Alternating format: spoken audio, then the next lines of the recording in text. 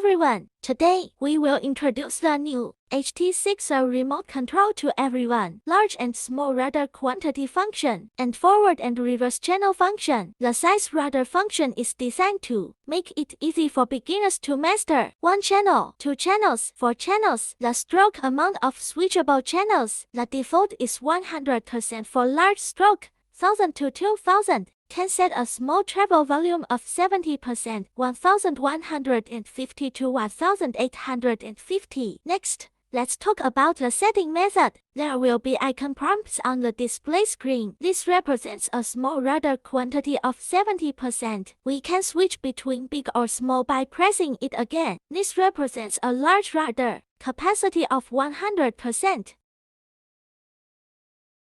The remote control can set the positive and negative directions of 1, 2, 3, 4 channels. Next, let's talk about the setup steps. Long press and hold the positive and negative channel setting buttons on the panel for each second. Entering setup mode, the remote control will sound a prompt tone.